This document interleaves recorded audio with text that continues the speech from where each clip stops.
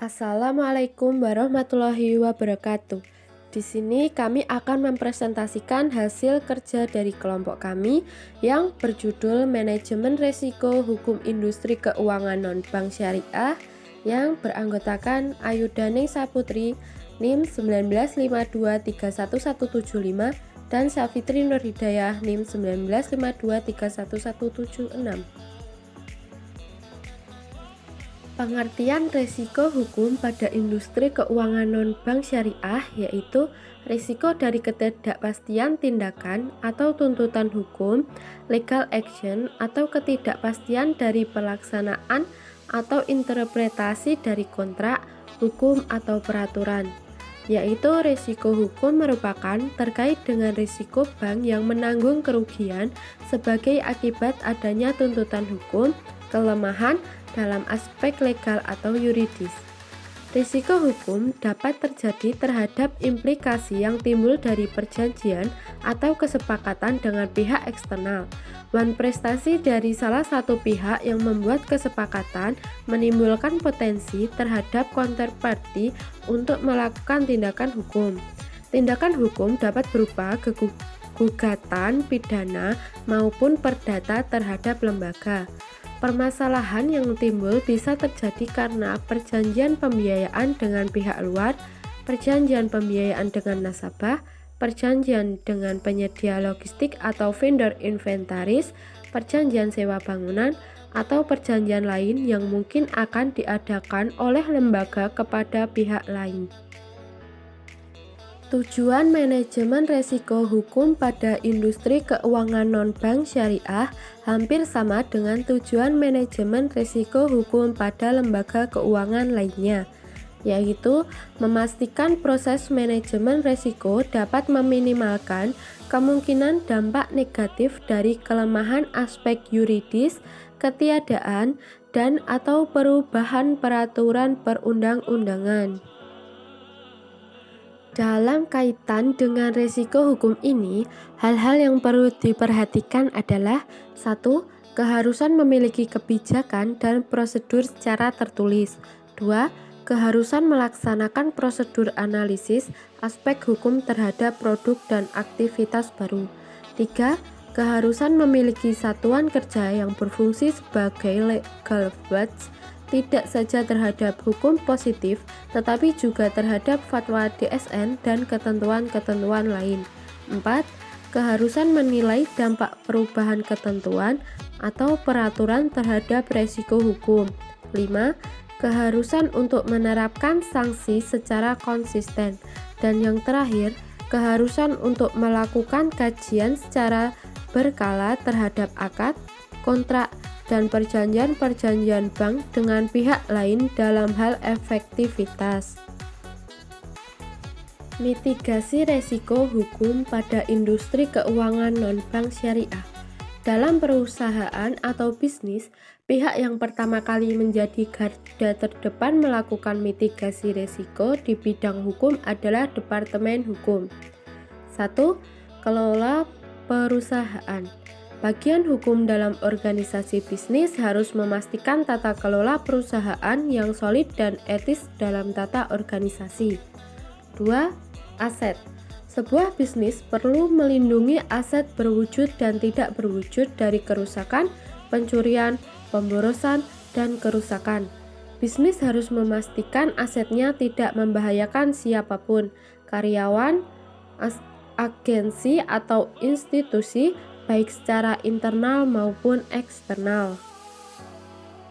Yang ketiga, peraturan dan kontrol. Setiap organisasi perlu memastikan bahwa ia mematuhi semua kemungkinan aturan dan peraturan pemerintah dan badan hukum yang mengaturnya. Itu harus mematuhi hukum dan undang-undang untuk meminimalkan kemungkinan risiko hukum. 4. Pemenuhan kontrak. Manajemen harus memastikan penanganan yang efisien dari setiap kontrak dan memastikan penyelesaiannya berhasil. Non-penyelesaian dan pengiriman tepat waktu dapat menimbulkan risiko bagi organisasi. Yang kelima atau yang terakhir, perselisihan dan konflik.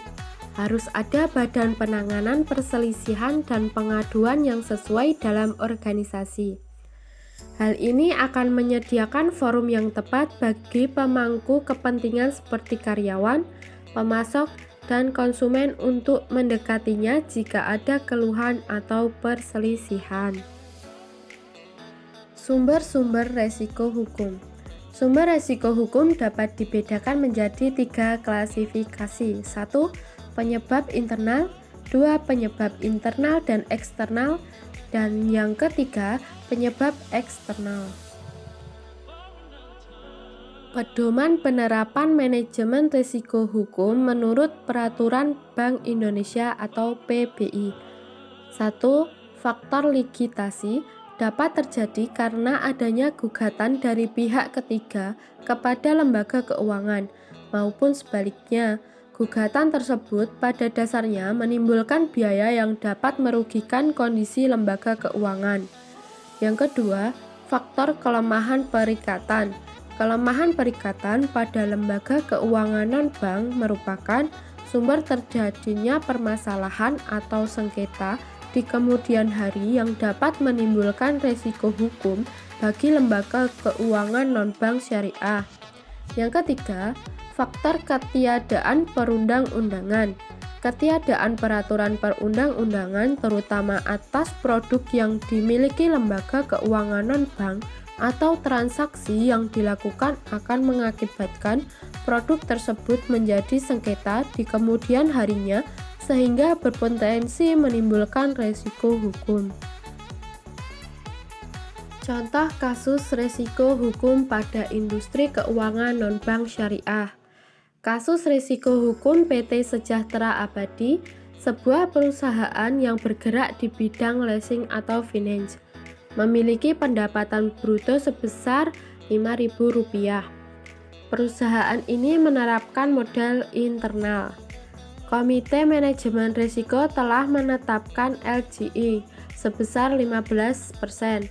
Kebijakan indikator exposure ditetapkan sebagai berikut.